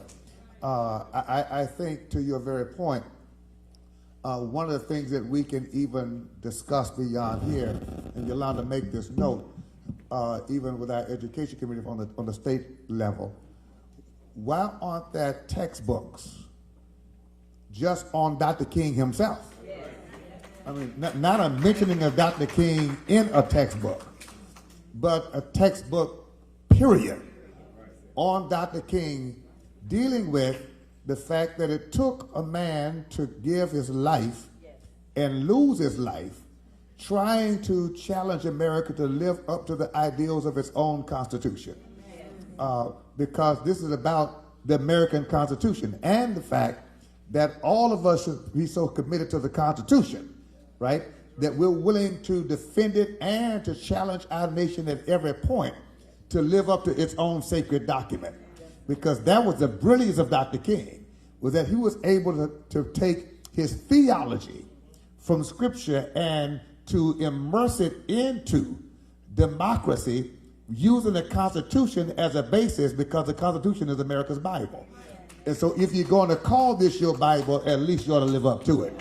That was the genius of Dr. King, and teaching that to children so they understand what democracy is all about and why Dr. King would step out of his lane and do what he did is because he understood that if democracy is going to work for anybody, it's got to work for everybody. Amen. Thank you so much for that. That was a clarion perspective. God bless you. And we will go to dinner. Yes, sir. Yes, sir. I thank you so much. You're so honorable. Pastor Fields. Good evening to everybody. Let me commend you, Bishop Dixon, for this effort to communicate with the community and all of those who sit on your panel. My question, my issue is relative to generational wealth. And I heard Representative Jarvis Johnson make reference to in a roundabout way. I know that in the state of California, there is a great push for reparations. And I know our Congresswoman Sheila Jackson-Lee, the Honorable Congresswoman Sheila Jackson-Lee has pushed for reparations, and it's been kind of watered down. People will water down stuff that really is not relevant to their own well-being. But I'm a firm believer that when there is equal footing, okay, at the line of scrimmage, yeah, if I'm not standing on water and you standing on a solid, hard ground, then I can push as hard as you can. So until we get folk to understand that we need a level playing field, okay, then and I'd like if the Congresswoman would tell us where she is in terms of that idea of reparation. I think she was mentioning that with H.R. 40, and she's fighting for that to this moment. I think the thing that I wanted to pick up on the Councilman's comments about that, if I might, is for some reason African Americans feel like we're almost ashamed to ask for it and demand it. It's as if we get offended. Some of us do. Yes. We're not comfortable in our own skin saying we deserve reparations. I want to ask you, who went to work last week without getting paid? I mean, are you ashamed of the paycheck that your labor justly earned? For 250 years, our ancestors built this country. And one of the things that Dr. King said very blatantly, pointedly so, is he was insulted by the suggestion of some that we should be looking for our own independent state and moving to another country to get. How do you build something for somebody else and leave it? The fact that America was built, the massive wealth of this country was built on the backs of our ancestors. We made cotton king, not just in the South, but in the North and around the world. It was black Americans who labored, who built the industries, who built the tech, and we didn't get anything for it. You can't labor for 250 years under the law, and then, of course, for 400 years have been oppressive policy. Are you hearing me? So we created and generated wealth for this nation and for others in the world, and our bottom line does not reflect that. That's why we got to support the Congresswoman who was bold enough to pick up H.R. 40 from John Conyers and is running with it, and we're going to get behind her with no shame in our game, because the work has been done, the wealth has been generated. And I say to people often, to your point, Pastor Fields, you know, I have some friends who don't look like me, and I say to them, you're not suggesting that we should have the same largesse that you have. I mean, how do you expect our community to have the same kind of liquidity that you have when you've inherited over 250 plus years of free labor from our people? And so your generational wealth is a reflection of that. I'm not inferior to you intellectually, but I am inferior to you in terms of the fact that you've got access to funds that my grandparents earned for you. Don't start me.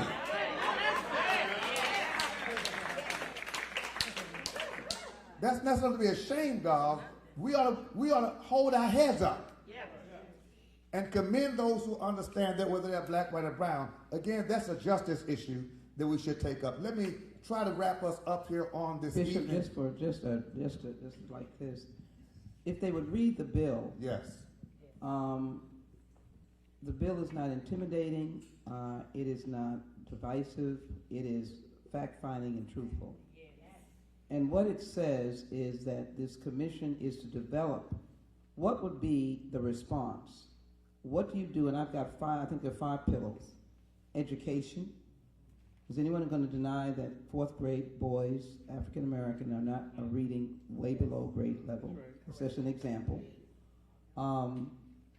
It's psychological. What has been the psychological long-term impact? It's sociological, which deals with combination of the housing conditions, deals with the criminal justice system and the inequities and disparities in that. It is scientifically. Many people knew the movement of Dr. Shockley, who wanted to declare that we were inferior human beings, not 100 years ago. I'm talking about in the last 40 years. It is economically, the wealth gap is large, and the point of transferred wealth, if when the young men came home in World War II as second-class citizens, all soldiers, black soldiers, did not get the GI Bill because it was state government. That's exactly right. And if you came to the South, you did not get the GI Bill. You did not get your pot of down payment for your bungalow. That was evidenced in the laws of the land. You did not get Social Security under FDR because it excluded farm workers and domestics, and that's where we were. We don't come at this in anguish. We come at this in real facts. And so the commission would give the roadmap, which why should anyone be afraid of a roadmap? And thank you to my brother. I know him well. You're right. Dr. King was the beloved community, loved Egypt, and loved the people. He loved the world's people. But as I yield back to the bishop, he articulated it so right. And that's thinking out of the norm. And I need my friends to think out of the norm. That's what Dr. King did so that issues that we're dealing with, there's not people standing back and saying, why is this family concerned? It's law and order. If we can only think out of the norm for each other, then we get a benevolent community. I guess I end on the note of migrants and immigrants. If we think out of the norm, we have to be able to understand, yes, there's some people really fleeing horrific conditions. And we should not join the refrain that they are coming here to do something. And for all of us talking about jobs, look at all the jobs going longing. I don't know whether we're standing in line to get, not to suggest, but we got to understand about how you put people together for your benefit. How you generate a benefit when you open it up for all people. Doc, Bishop, I yield back to you. Thank you, Madam Congresswoman. And from there, we can have final comments by each of our esteemed panelists. If you give us just a thought, pass the mic. That's fine. Yes. Starting with Sasha. Let's give her a hand. She's done an amazing job here. You guys have been just a wonderful audience. Thank you so much.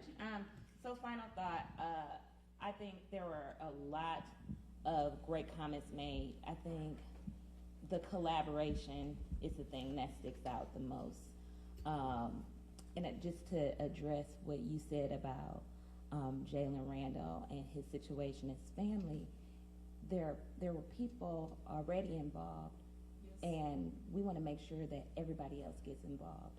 And sometimes it's hard to collaborate because you don't want to step on toes, you know, but we're willing to do whatever it takes because that's an important situation. And so I think, you know, learning to work together, cross-generation, is extremely important. And I just thank you, Bishop. I thank you to the Congresswoman, to the representatives, and I love you, Tanisha. I am just so proud of you. And so, you know, I'm just excited for us to continue to work together and really do this thing in 2023. Awesome. Bishop, I'm going to be quick. I think that all of us have an inherent responsibility to pick up the baton that was given to us by our forefathers, our elders. Dr. Martin Luther King personified that, and each and every one of us has to do our part. We typically are waiting for someone else, waiting for the next. I've heard that so often. We waiting for the next Dr. King. Well, all of us are the all of us are the Dr. Kings, right? We have to be that dream maker. We have to make, in John Lewis's image, some necessary good trouble. So that's the challenge for all of us, is to do our part to make our communities better so that we can live Dr. King's dream. All I have to say is there is an election every year, all the time, and we have work to do. We have a lot of work to do, and we would do a disservice to ourselves to only have this conversation this month, this day, and be back next year and never pick it back up. So we are willing, like she said, let our voices be heard, give the young adults the space and the opportunity, because we are willing to work even though it doesn't always look like that. We have work to do. And there's an election November 7, 2023. Awesome, Denise. Thank you so very much. You did a great job. Proud of that. Let me give it up to Bishop Dixon for hosting this tonight. Absolutely very important, very relevant to make sure that we send the right message of what Dr. King really was, and certainly what we need to be. I'm going to continue to harp on and put emphasis on imagery. Every time we're on the House floor and we're trying to pass bills, you know, you can talk to the colleague across the aisle. They have what I call woeful and willful ignorance. They don't want to know. They don't want to know the truth. It's in their comfort zone that they think that all minorities just want to live off of government. It's in their comfort zone, and it makes them feel good to know that I continue to be superior to you, and because of that, I'm gonna continue to pass bills. But again, it goes to every other thing that we try to do. When our black boys are simply walking down the street with a hoodie on, imagery is what, we haven't talked enough. We talk about white supremacy, but we haven't talked about the movie industry. We haven't talked about the white supremacy that owns the movie theaters and owns the studios that continue to put these movies out. Because it boggles my mind why I can't ever look at a movie, watch a television show, see a commercial where there's a black man, a black woman, and a black child. I can see a black man and a white woman and a mixed child. I can see a white woman or black man and a mixed child. I can always see a white man, a white woman, and a white child. But why is it that I never get imagery? Because this is what we try to emulate. Children will be what they see. And so we talk about social media. Social media is so very powerful. It is driving our children's thought process to the point where TikTok is making them depressed because they're competing against themselves. I've never understood why we spend so much money to show each other that I got more than you and I really ain't got that because I'm all flash, no cash. Bishop Dixon, that's what you said. So again, and then that goes to, again, when I go to the bank and I have a profitable business and I just need a business loan. There's too many excuses as to why I cannot get my loan. And that's because we don't have the togetherness. And so again, our challenge has to be, let's change the imagery. We have to be the example. So that means we have to make sure, I know I had a drug problem. I know Bishop Dixon's son had a drug problem, and I know most of us who are in this movement had a drug problem because our parents drug us to places we ain't want to be. They drug us to church. They drug us, and so that it became who we were. I mean, my mother, Cleo. He's here tonight. I know. I'm looking at your son, but my mother gave me that drug problem, and so I'm running around behind Mickey. I didn't want to be there at 10 years old, but she told me she ain't care. You're going, and that's who I became. Pause right there. Yes, Pause right there. Pause right there. Because that salient point is worth everything we're here tonight for. Right. To say how important it is for all of us, get your niece, your nephew, your grandkids, your son, your daughter, and drag them into spaces where they won't ask to go. That's right. They don't know to ask to go to a forum, to go. They don't know to go ask to go. Sheila Jackson-Lee is speaking. Ron Reynolds is leading. They're not going to ask you for that. That's right. That's right. But my God, will it make the difference in how they view themselves and view the world? Did you hear what he just said? His mother drug him running behind Congressman Mickey Leland. Probably before he could spell congressman. He was small. He grew up in the shadows of that. It was his mother who gave me the first opportunity to serve on a board when she founded the Black United Fund. I was 19, 20 years old, and she made me the chairman of the board of the organization. Under her mentorship, she was the executive director. His mother, working with Mickey Leland, looking at someone like me. And Mickey Leland sat me down on the side of the Four Seasons Hotel after a meeting and said, "Young man, I'm proud of you. You represent our future." And for 30 minutes, he talked to me. I'm saying that when you look at a Jarvis Johnson and those of us who are trying to make a difference, we didn't just get smart one day. It's because you're raised in the shadows of servant leadership who gets it. So when you speak to him, you're speaking to that history. Would you give him and his mama a hand? That's what I'm trying to say right now. This is a potent and powerful moment, is it not?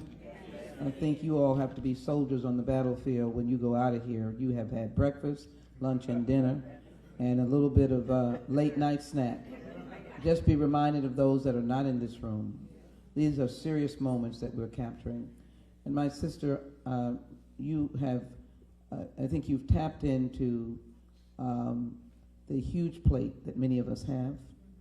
And if we don't have soldiers on the battlefield like yourself, we can't come back around. I know I've been with the family, and you leave the impression that it is getting resolved. I am dismayed. I have Miss Bob Manuel here. I just have to call her name. You will be assigned to get all the information as with Bishop, because it is soldiers like you, warriors like you, that can say, "Oh no, it's not finished." Right. Because those who are supposed to finish it would never come to us and say, "Oh, you know, we've stalled." Yeah, you know, we've stalled. No one comes to us and said that. So we're thinking that those public servants have done what they're supposed to do. Now that we know, that's one of our issues, is it not, Bishop? Thought that the public servants had done what they were supposed to do and given justice to this family. So I just want to say that. But let me indicate that we have come full circle. And I think what we all need to be here is the inspiration of youth. We don't want to do it in a way that is patting them on the back, humoring them. We're not humoring the both of you. You have a serious, legitimate cerebral input that we need to be able to collaborate, build on, join with, or say, "I got your back." That's right. When I see James here, as I said, he's drugged out for sure. And we've got to get him on rehab. That means that we're going to get him, this proud parent, we got to get the mic out of Bishop Dixon's hands into an inspirational young man, but he is symbolic of those inspiring young people.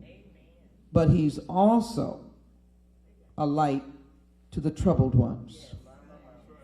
And we have to realize that our Friday nights and Saturday nights and midday 12 noon and other news hotlines are loaded up with people that don't have anyone dragging them. But that means that what are we doing? What are we doing? What are we doing about the young black men and young black women, and then other beloved communities, Latinos and others, who are needing somebody dragging? And justice only comes when somebody is shaking the tree.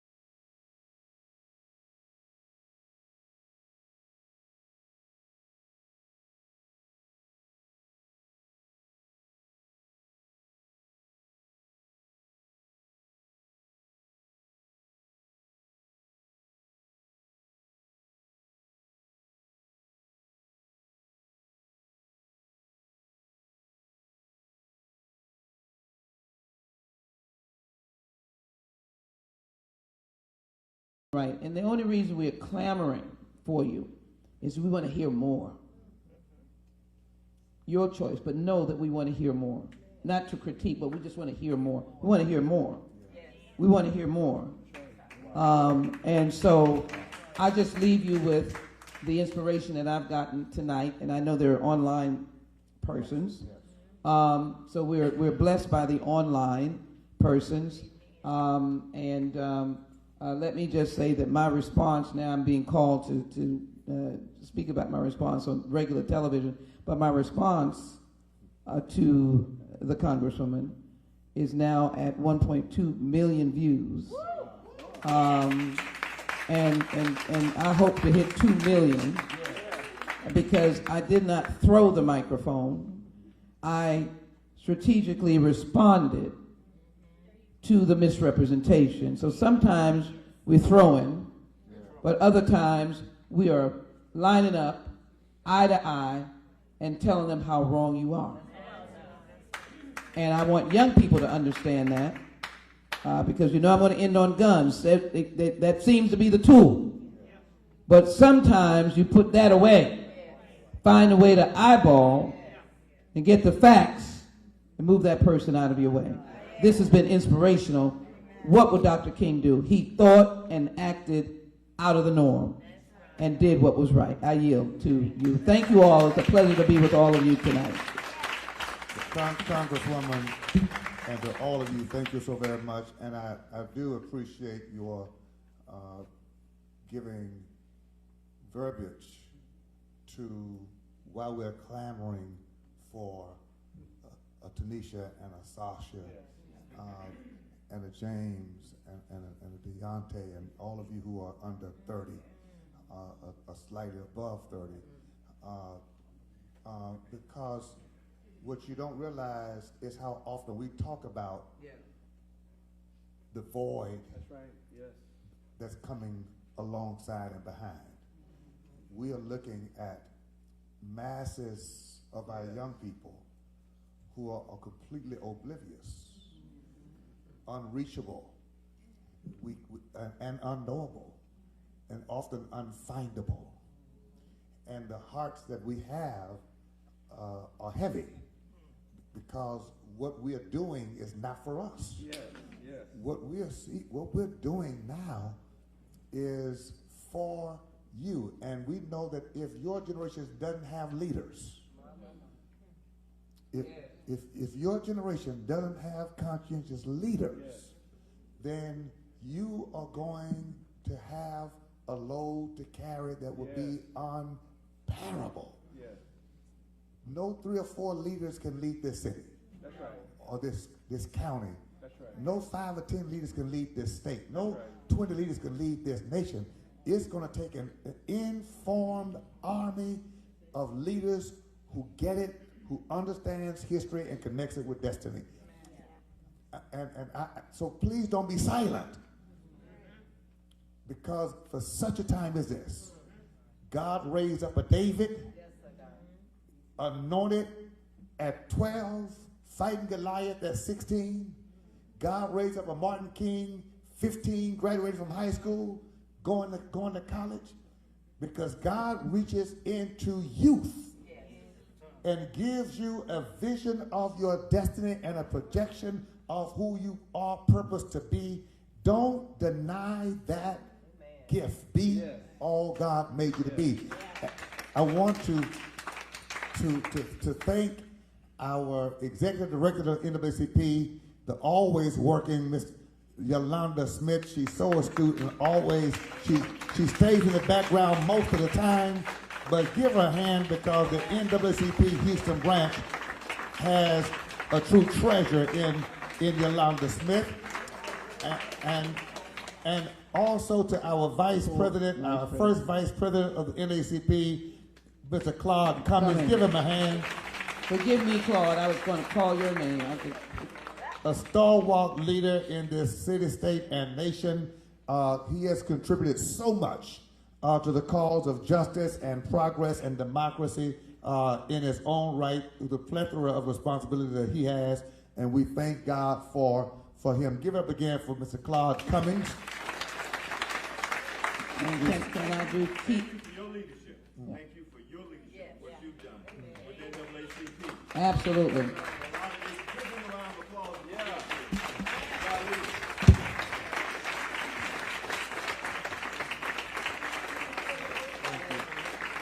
Let me just say this, and we want to thank all of you who stayed with us on our live stream. Two things: we want everyone to join the NAACP. Yes. Join your Houston branch. If you're in another city, join the branch in the city that you are residing in. Please be connected. Please be connected, and connect with Pure Justice. Absolutely. Come on. Connect with Pure Justice and with engaged voters. With Tanisha, we want to support all of these organizations and support, of course, people who are in elected offices like Jarvis Johnson and Representative Reynolds, both of them. Give them another hand. Will you do that? And as well, man, I want to get the Felonious and Keita to stand up. Yes. They know and love Bishop Dixon, but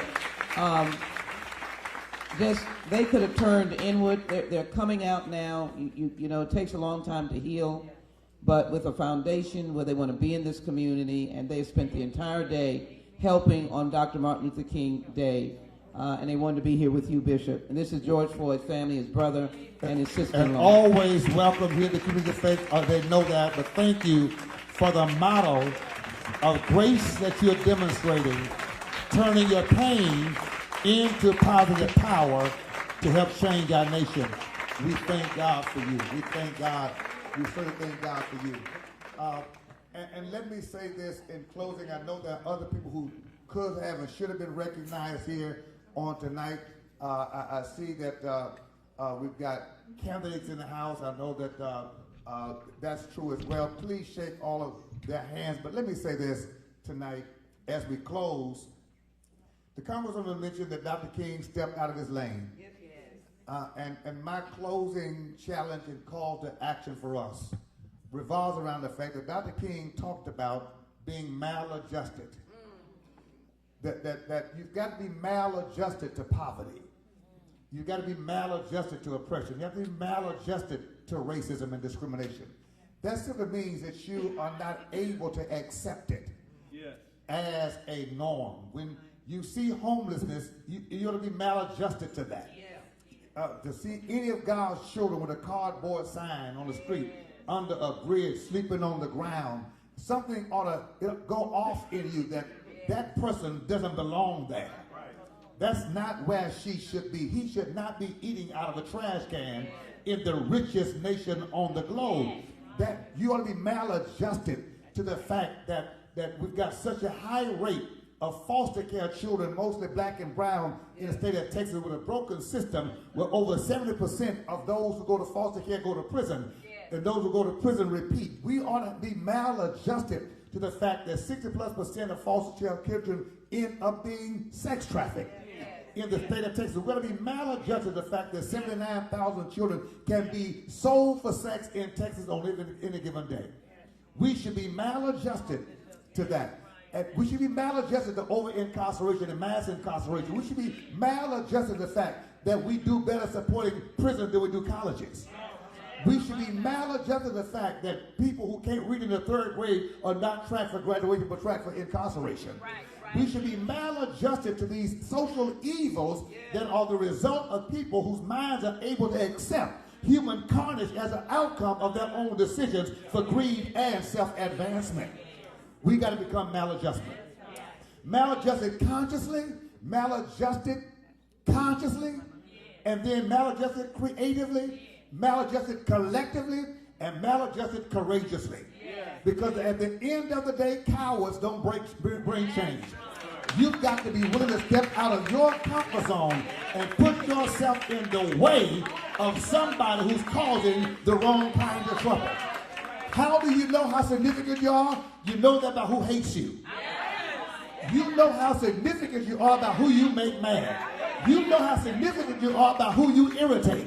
And the wrong people that are irritated by you, that's because your existence is not a threat to their evil. But the moment you decide to do righteous and justice, you're going to irritate the people who are profiting from other people's poverty.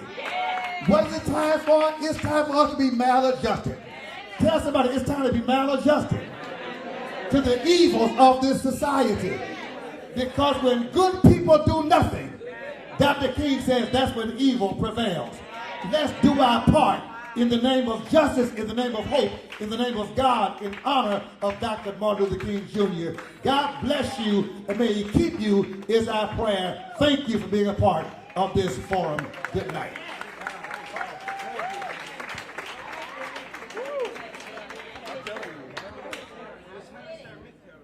Crystal. I know Bishop is going to write a volume of books. When he writes a volume of books, I want there to be historic record of the unending work that he does. And so this goes to Dr. James Dixon, President of Houston NAACP, for this significant discussion on the relevance of Dr. Martin Luther King Jr., why his legacy matters in 2023. There is more to your story. This is one of them, and you're deserving of our honor to place in the marks of history of which you have participated in. Thank you so very much. Thank you. Thank you so very much.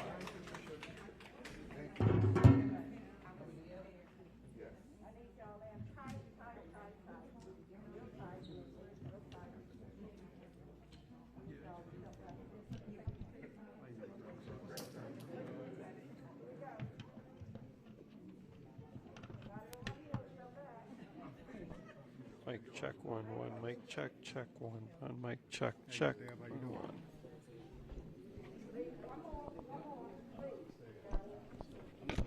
Oh, you're fine.